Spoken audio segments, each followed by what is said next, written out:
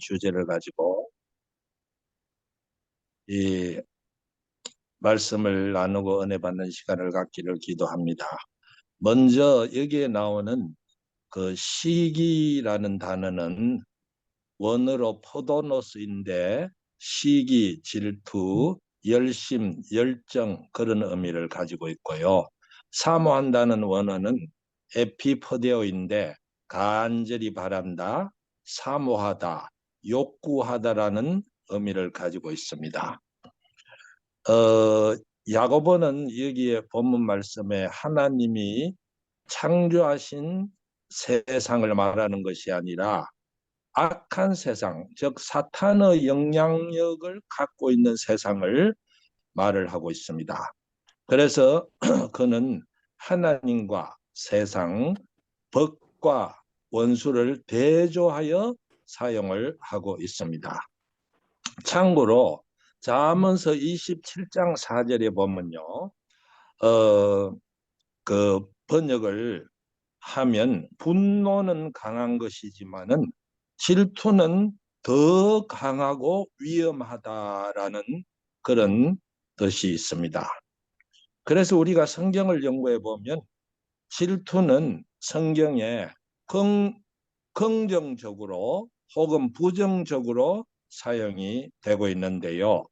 부정적인 의미에서는 질투는 사르는 불과 같이 파괴적인 것이고 또 긍정적인 의미에서는 무관심과 대조를 이루는 사랑과 관심을 말을 합니다. 출애굽기 20장 5절에 그것들에게 절하지 말며 그것들을 섬기지 말라. 내 하나님 여호와는 질투하는 하나님인즉 나를 미워하는 죄를 갚되 아버지로부터 아들에게 3, 4대까지 이르게 하거니와 하셨습니다. 이것은 하나님이 자기가 짓고 창조하고 구속을 한 자기 백성이 하나님보다 피조물을 더 사랑할 때, 즉 우상을 섬길 때 질투하시는데 하나님은 그 행위를 너희가 나를 미워한다는 강한 표현을 쓰고 계십니다. 그래서 여기에 사람의 생각과 하나님의 생각에 큰 차이가 있음을 알 수 있는데요. 그것은 사람은 하나님도 사랑하고 세상도 사랑하면 별 문제가 없다고 생각할 수 있으나 하나님은 너희가 나와 세상을 동시에 사랑할 수 없다고 잘라서 말을 하고 계십니다. 즉 흑이냐 백이냐이지 회색은 없다는 것이겠죠. 세상을 사랑하면 곧 나를 미워함이라 함이며 그 죄를 3, 4대까지 물리겠다고 하시는데 자 그러면 누가 살아남겠습니까? 그러나 하나님은 죄를 회개하면 용서해 주시는 분입니다. 먼저 성경에 나오는 그 잘못된 사람들의 질투의 예를 보시면요. 사울 왕은 다윗을 사랑했을 때는 바로 옆에 드는 그 척건 신하로 삼고 또 딸 미가를 아내로 줄 정도로 사랑했으나 백성들이 다윗을 칭송하는 소리에 순간적으로 사랑이 질투의 영에 사로잡혔습니다. 제가 질투의 영이라고 한 것은 나쁜 질투는 두려움의 영과 같이 그 근본이 마귀에게서 온 것이기 때문입니다. 사울 왕은 속으로 생각하기를 저자를 가만두면 내 왕위를 빼앗을 자니까 내가 그냥 두면 안 되고 제거해야 되겠다 하면서 다윗이 왕을 위하여 수금을 탈 때 창을 던져서 다윗을 죽이려고 했습니다. 질투의 영에 사로잡히니 완전히 이성을 잃었는데요. 이렇게 사울의 질투심은 살인적인 질투심으로 변했습니다. 이것은 마귀의 속성을 보여주는데 마귀는 그 근본이 살인자임을 우리가 잘 알고 있습니다. 가인도 마찬가지죠. 그는 자기 재물이 연락당하지 않은 것과 동생 아벨의 재물이 연락되는 것을 보고 살인적인 질투심에 사로잡혀 동생을 죽이고 말았습니다. 요셉의 영들은 아버지가 배다른 동생 요셉을 편애하는 것과 요셉의 꿈 때문에 질투심에 불타 그를 죽이려고 하다가 유다의 그 중개로 인해서 노예로 팔리고 말았습니다. 자, 얼마나 질투심이 강했으면 자기 동생을 죽이려고까지 했을까요? 이것은 바로 잘못된 질투심은 살인적인 죄가 될 수 있음을 보여줍니다. 또 종교 지도자인 제사장들과 바리새인들은 예수님을 질투심으로 인해 죽이기로 결정을 했습니다. 총독 빌라도는 여러 번 신문을 통해 예수가 죄가 없으심을 알았지만은 그러나 그들이 우겨대는 통에 자기 지위를 지키기 위하여 할 수 없이 예수님을 넘겨주었는데요. 마가복음 15장 10절에 보면 그들이 시기로 예수를 넘겨준 줄 알미라 하고 분명히 말을 했습니다. 자, 그러면요. 나쁜 질투심의 근원은 우리가 잘 아는 것처럼 마귀입니다. 마귀는 우리가 잘 아시는 것처럼 하나님 보좌 앞에서 찬양하던 높은 지위의 천사장이었는데 하루는 하나님을 찬양하다가 마음에 질투심이 생겼습니다. 왜 나는 저 보좌에 앉지 못하는가? 저 영광스러운 자리가 탐나는구나. 그의 마음에 질투심과 탐욕과 교만이 동시에 역사했습니다. 그래서 그가 모의를 꾸미니 천사 3분의 1이 그 모의에 가담하고 구테타를 일으켰지만은 그 반역의 결과는 그는 저주받은 피조물이 되어서 하늘서 쫓겨났습니다. 그러나 문제는 마귀가 쫓겨나서 또 나중에 예수님이 십자가로 마귀의 권세를 깨뜨렸지만은 그러나 여전히 그는 그 꿈을 잊지 못하고 있으며 사람들을 질투심으로 충동하여 자기의 종이 되게 하고 있습니다. 마귀의 성품은 모든 악의 종합체인데 질투, 탐욕, 거짓, 이기심, 도적질, 살인, 사기, 미움, 교만, 불의, 부정, 음란 등 모든 것이 한뭉치가 된 악의 종합체입니다.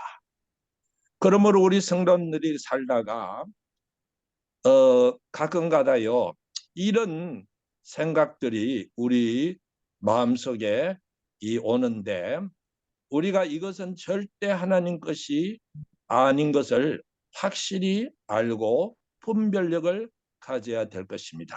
그래야지 마귀에게 속지 않게 됩니다.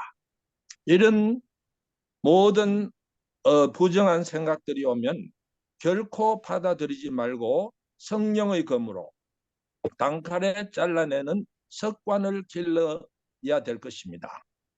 질투심에 사로잡히면 그 결과는 우리가 보는 카인의 결말과 사울왕의 결말을 보듯이 결코 좋은 것이 아닙니다.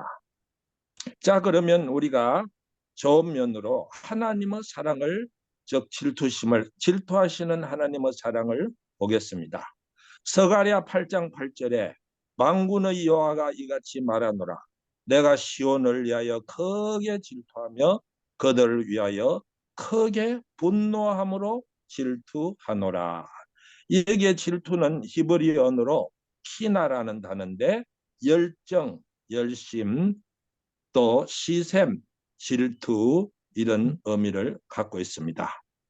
이 말을 다른 말로 하면요. 성도가 하나님을 무시하고 그 사랑을 버리고 다른 것에 마음을 주면 하나님은 그것을 가만히 보고 계시는 분이 아니라는 것입니다. 호세의 아내 고멜이 다른 남자에게 갔는데 하나님은 돈을 주고 고멜을 도로 사오라고 하셨는데요. 이것은 남편이신 하나님이 자기의 아내된 성도를 어떤 마음으로 대하시는 것을 보여줍니다. 즉 하나님은 아들 예수님을 자신의 핏값으로 우리를 마귀에게 죄에서 사 주셨습니다. 그래서 저는 이런 그 속죄의 그 진리를 연구하다가요. 예수님을 보통 우리가 성경에 신랑이라고 부르는데 저는 예수님을 피신랑이라고 부르기로 했습니다. 왜? 보통 신랑이 아니라 자신의 고귀한 생명인 피로 우리를 죄와 마귀에게서 산 신랑이시기 때문입니다. 그렇다면 우리는 피신부인데요.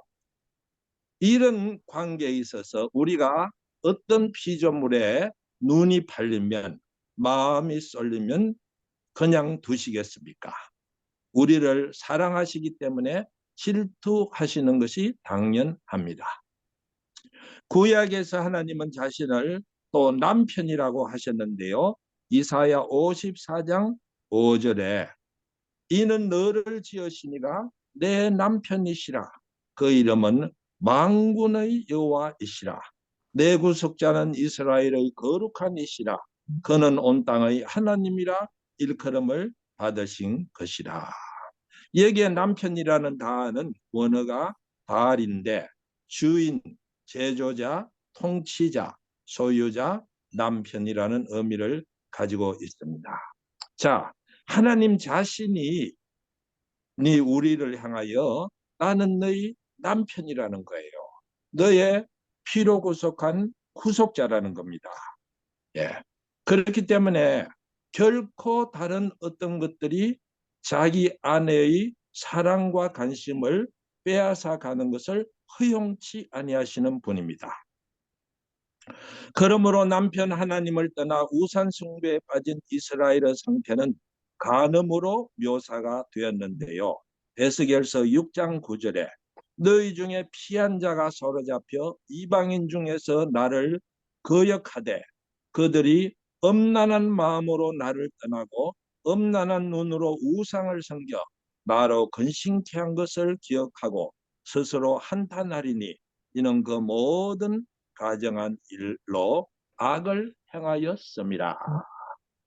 이렇게 하나님은 자기 안에 된 백성이 마음으로 눈으로 우상숭배죄 즉 음란죄를 지음을 지적하고 계십니다. 자, 그러면 이것은 신약 시대에 와서 사도 요한은요 이 죄를 이렇게 지적하고 계십니다. 요한일서 2장 15절에 보면 이 세상이나 세상에 있는 것들을 사랑하지 말라. 누구든지 세상을 사랑하면 아버지의 사랑이 그 안에 있지 아니하니 이는 세상에 있는 모든 것이 육신의 정력과 안목의 정력과 이 생의 자랑이니 다 아버지께로부터 온 것이 아니요 세상으로부터 온 것이라.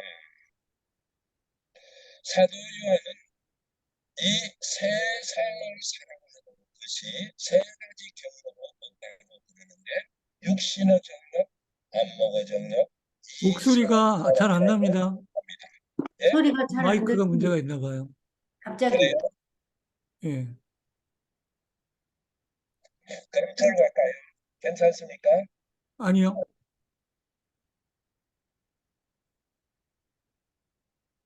잘 들리다가 갑자기 그러네요. 그래요. 지금은요? 안 됩니까? 사단에 방해가 있나요? 그러면요. 잠깐만 기다리세요. 제가요.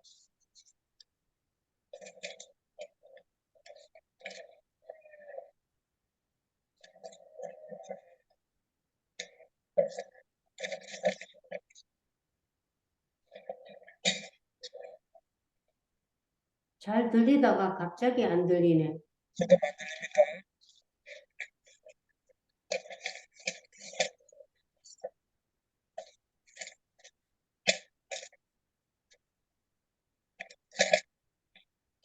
지금도 안 돼요. 조금 더 말씀해 보세요. 들리는 거. 할렐루야. 잘 됩니까? 아직도 조금 좋지 않는 것 같아요. 그래요. 잠깐만 기다리세요. 다른 컴퓨터 켜볼게요.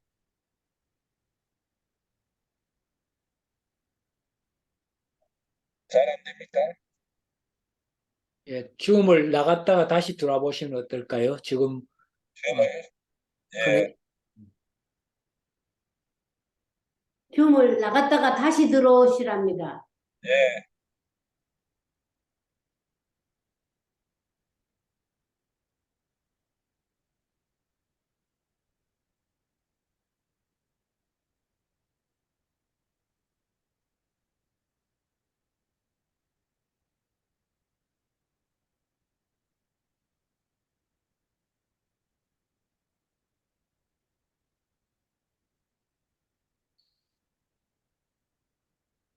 줌을 나가는 게 쉽지가 않네요.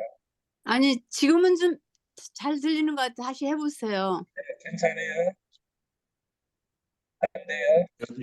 아니요, 연결이 잘 안 돼 있어요. 그러면 지금 컴퓨터 줌 켜고 있습니다. 소리 연결 그거를 왜 그러지? 다시 뺐다가 다시 연결하면 될 것 같은데요. 이동규 선생님 좀 가르쳐 드리세요.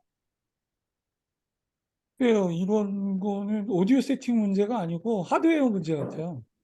예? 스마트폰 지금 쓰시는 거잖아요. 예, 예, 스마트폰 거기 문제인 것 같아요. 그러니까 껐다 켜는 방법이 제일 좋을 것 같습니다.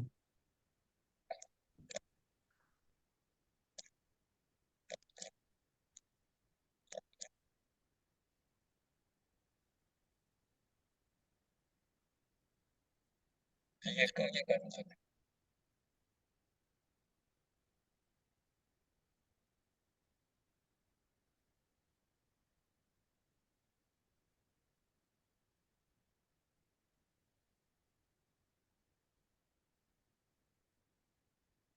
잘,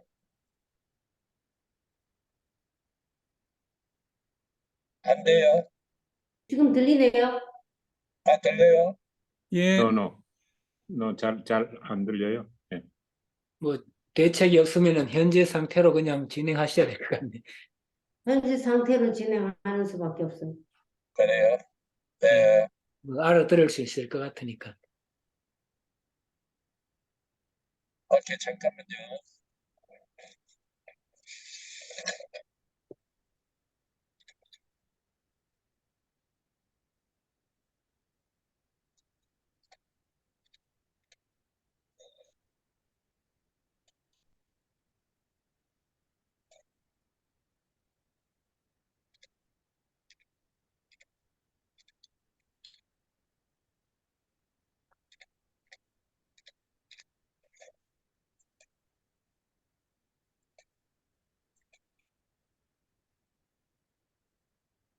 잠깐만.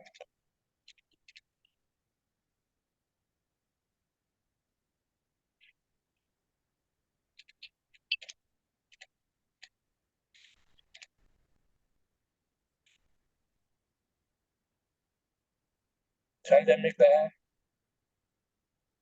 지금 좀 들리긴 들리는데요. 컴퓨터 나왔습니다.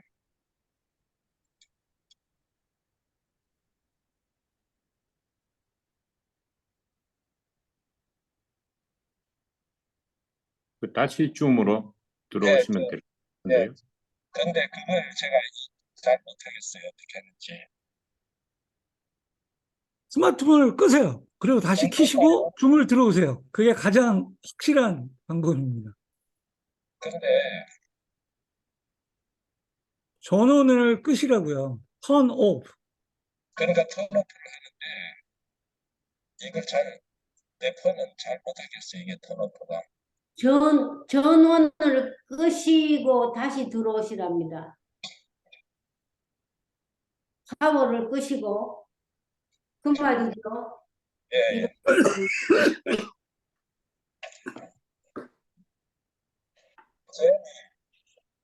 Jamie, can you turn off my phone? I'm in video about the modules survey. So can you turn off the video? Do you turn off?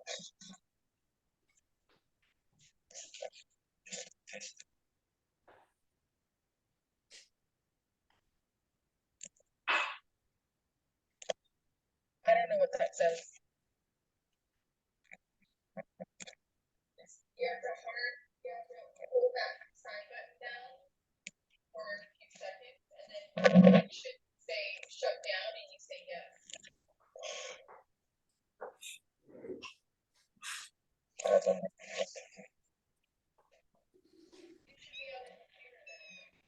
여기까지 정도는.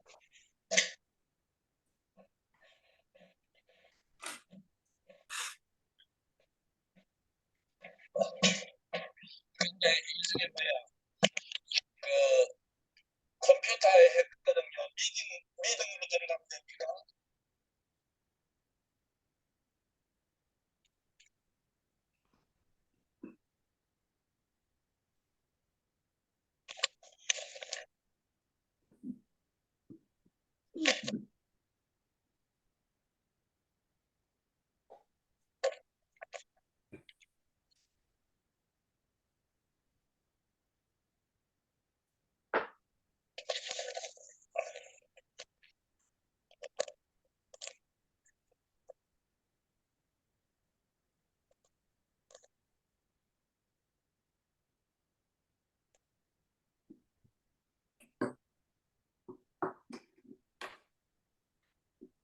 내 폰은 이게 턴오프가 잘 안 돼요. 그냥 현재 상태로 알아듣는 지장 없으니까 그냥 하셔야 될 예, 예.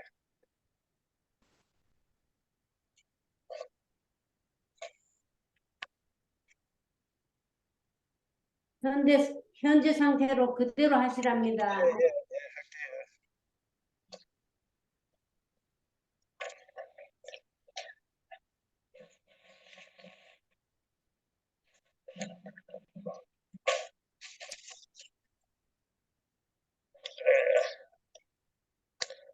예, 하겠습니다. 괜찮습니다. 할 수 없어서 잘 안 되고 할수 없지 안 되네.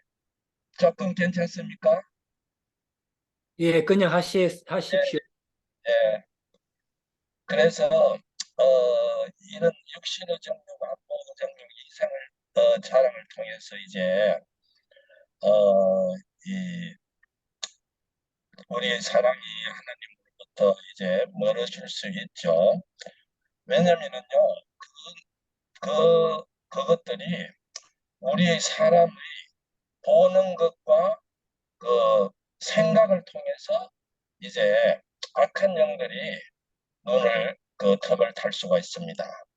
예, 그래서 우리는 그 전심전력을 다해서 하나님에게 그 포커스를 두고 사랑을 하라는 것이 그 하나님의 원하시는 건데 자기도 모르게 이 세상 것을 너무 이렇게 취하고 즐기다 보면요 이제 하나님하고 사랑이 점점 너무 멀어질 수가 있습니다.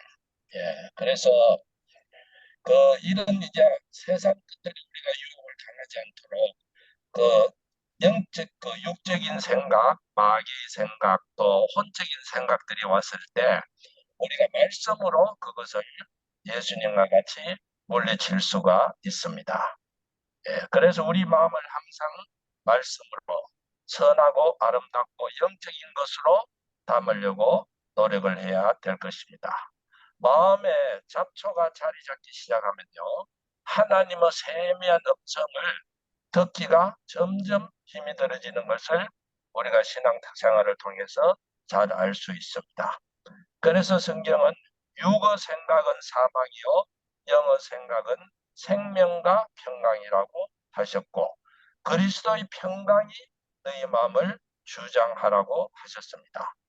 성도가 거듭날 때 이미 마음에 주신 평강, 기쁨, 믿음, 사랑, 능력, 지혜를 이미 받았는데 우리는 이것을 잘 지키고 키워야 할 것입니다.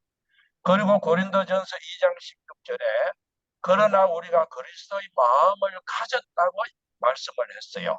이것이 얼마나 놀라운 하나님의 축복입니까? 이미 성도는 그리스도의 마음을 받았다는 것입니다.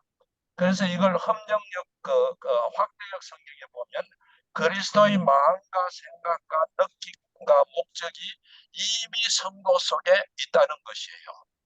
그래서 이것을 우리가 이제 복을 누리고 살아야 되는데 우리가 사실 마음을 잘 잡으려고 항상 무지하게 애를 씁니다. 그러나 많은 경우에 실패를 하는데요. 차라리 그리스도의 마음을 내가 가졌음을 고백을 하는 것이 아마 더 좋은 마음을 다스리는 방법일 것이라고 생각이 됩니다. 그래서 나는 예수 그리스도의 마음과 생각과 느낌과 목적을 가졌다. 이 말을 고백하시면 이 여러분 마음에 정리하는데 그다음에 악한 생각, 육적인 생각, 마귀의 생각을 틈 못하러 이 점점 마음 상태가 좋아지는 것을 체험을 한 것입니다. 예. 그래서 바로 이것이 그 사도 바울이 말한 그 새로운 마음을 받았다, 새 영을 받았다, 새로운 피조물이 되었다는 바로 그 뜻입니다. 예, 그래서 나는 예수님의 피로 세우신 새 언약의 수혜자이고 새 마음, 새 영, 새 정신을 가진 새 사람입니다. 내 옛사람은 죽고 새 사람이 되었습니다. 하나님 감사합니다. 이런 좋은 말씀의 고백을 하면 마음이 점점 평강해지고 또 기뻐지고 이런 것을 체험을 하실 것입니다. 그리고 또 하나님은 자기 백성에게 장가 들었다고 호세아서에 하셨는데요. 내가 너에게 장가 들어 영원히 살되 공의와 정의와 은총과 긍휼이 여김으로 내게 장가 들며 신실함으로 내게 장가 들리니 내가 여호와를 알리라 그러셨습니다. 그래서 이 장가 든다는 말은 비드롯, 약혼인데요.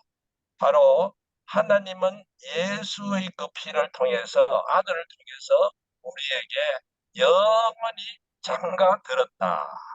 그런데 6가지 특징이 있는데 영원히 공의와 정의와 은총과 긍휼과 진실함으로 장가 들었다고 하셨습니다.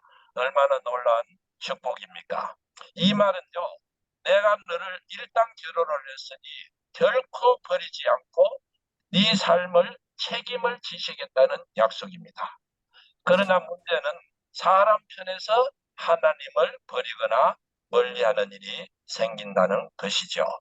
자, 이렇게 하셨기 때문에 우리에게 사랑에 있어서 절대 정절을 요구하시는 것이 당연합니다. 그리고 신약 시대에 이제 또 성도는 그리스도의 신부로 묘사가 되었고요. 또 계시록에 보면 마지막에 승리한 신부가 나오고 마태복음 25장에 보면 정신 차려야 하는 신부가 나옵니다. 즉 5명은 준비를 잘해서 본인 잔치에 들어갔는데 5명은 빠졌습니다. 왜 그렇게 됐는가 생각을 하니까 한눈 판 자들이겠죠. 예, 세상도 사랑하고 예수님도 사랑하고 그러면 불합격될 수가 있다는 것을 보여주는 것 같습니다. 우리가 잘 아는 애창하는 것 찬송가 나 같은 죄인 살리신 주은의 놀라와 참 많은 성도들이 이 찬송을 사랑하는데 이 찬송의 작사자는 여러분이 잘 아시는 존 뉴턴입니다. 그는 아프리카에서 노예를 사서 배에 싣고 와서 유럽이나 미국에 큰 이득을 보고 팔던 악덕상이 있는데요. 많은 노예들이 배를 타고 오다가 병들어 죽으면 바다에 집어넣었습니다. 그는 어릴 때 어머니 밑에서 말씀과 기도로 잘 자라났는데 어머니가 일찍 세상을 떠남으로 방황하기 시작했습니다. 어떨 때는 노예로 잡혀 죽을 고생을 하기도 하고 또 술에 빠지고 온갖 방탕한 생활 또 사고뭉치였어요. 해군에 입대했다가 탈영을 해서 그렇게 또 재판을 받고 영창을 살기도 했습니다. 그는 어릴 때 받은 믿음으로 올바른 생활을 하려고 하였으나 잠시 뿌리고 계속 죄에 빠진 생활을 했습니다. 다른 사람은 믿음을 비우고 방해하고 하나님을 모른다고 부인하기도 했습니다. 한 번은 배를 타고 하기하다가 큰 폭풍을 만나 자기도 모르게 예수님께 살려달라고 부르짖었는데 이런 생활을 하던 중에 토마스 아켄피스의 그리스도를 본받아라는 책을 읽고 깨닫기 시작하고 예수님의 십자가의 사랑을 체험하고 회개하기 시작했습니다. 나중에 독학으로 성경을 연구하고 성공의 사제가 되었으나 아무도 불러주는 교회가 없었습니다. 그러다가 하나님의 은혜로 어떤 교회에 목회를 시작하게 되었는데요. 그는 자기 같은 죄인 중의 죄수를 용서하신 주님의 사랑을 생각하면서 시시로 눈물을 흘리며 감사하며 이 가사를 작사하게 되었습니다. 그는 한국 번역은 나 같은 죄인인데 영어로 보면 a wretched sinner, 아주 비참한 죄인으로 자기를 묘사하고 있습니다. 자, 어떻게 해서 하나님은 나 같은 죄인을 잊지 아니하시고 주님의 열심으로 나를 살려주셨는가? 그래서 그가 노년의 시력 감소로 글을 읽을 수가 없었을 때 옆에 하는 시종이 그 설교를 대신 읽어주었는데 그가 한 설교의 주제는 항상 예수님의 사랑이었다고 합니다. 형제님들, 예수님을 사랑하십시오. 형제님들, 서로 사랑하십시오. 그러니까 너무 같은 설교를 듣고 떠들으니까 교인이 좀 실증이 났다고 합니다. 그래서 목사님 다른 것도 좀 설교해 주세요 하니까, 자, 목사님은 예수님은 우리를 사랑하십니다. 형제들이여 예수님과 형제들을 더 사랑하십시오 라고 했다 합니다. 자, 이것을 보면 참 어릴 때 맺은 그 언약 관계 때문에 예수님은 잔 목사님을 끝까지 추적을 하셔서 죄악의 구렁텅이에서 건져내시는 그 질투하시는 하나님의 사랑을 우리가 볼 수 있습니다. 지금도 그 예수님은 우리를 이렇게 사랑하고 계신다는 것이죠.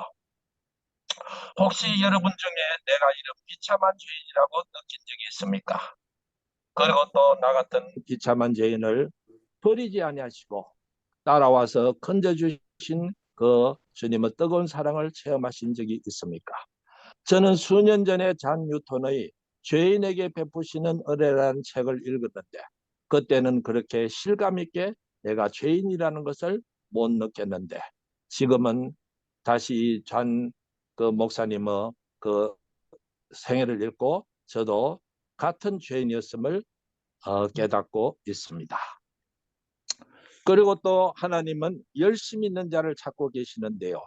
엘리야는 갈멜산에서 큰 대결을 했지만은 그러나 그 독부 이세벨의 말 한마디에 믿음을 잃고 저 호렙산에 가서 죽기를 기다리고 있을 때 하나님이 깨워주셨죠. 그러니까 엘리야가 하는 말이 나는 만군의 여호와께 열심히 유별했습니다. 그 악한 자들이 선지자들로 다 죽이고 나만 오직 남았거늘 그들이 내 생명을 빼앗으려 하나이다 하면서 엘리야는 자기가 여호와를 위한 열심히 있었다고 고백을 했습니다. 그 말이 바로 여기에 나오는 키나라는 단어인데 열심, 시기, 열정, 실토라는 그런 단어입니다.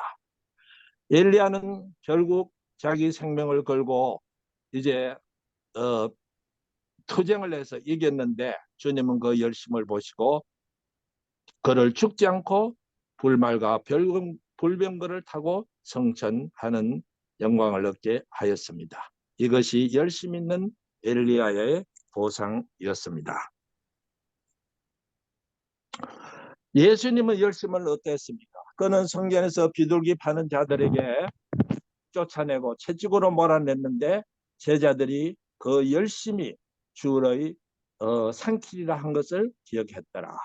그리고 예수님도 이것은 하나님을 위한 열심 때문에 죽임을 당했지만은 결국을 인류를 구원하시는 그런 아름다운 구속의 역사를 이룬 것을 볼 수 있습니다. 하나님은 이렇게 민족적으로나 또 개인적으로 열심 있는 자들을 찾고 계십니다. 복음이 로마인, 게르만인, 영국, 프랑스, 미국, 현재 한국 민족, 열심히 있는 한국 민족을 쓰고 있는데요. 또 어떻게 보면 한국 민족의 열심히 식어가는 것 같은데 우리는 이 회복을 위하여 열심히 기도해야 될 것 같습니다. 결론적으로 여호와의 열심히 이루시리라. 우리는 우리를 죄악과 죄악에서 마귀에서 건지신 예수님의 변치 않는 열심을 믿어야 할 것입니다. 동시에 또 우리는 주님을 위하여 열심을 내는 것을 하나님이 기뻐하시는 것을 믿어야 되겠습니다. 엘리야의 그 열심을 우리 잊지 맙시다. 또 비참한 뉴턴을 건져주신 예수님의 열심을 잊지 맙시다. 우리가 신랑 예수님을 위해 열심을 내면 우리는 들림받는 성도가 될 수 있음을 보여주는 좋은 예입니다. 성도의 열심은 영생과 천국의 상임을 잊지 마시기를 바랍니다. 감사합니다.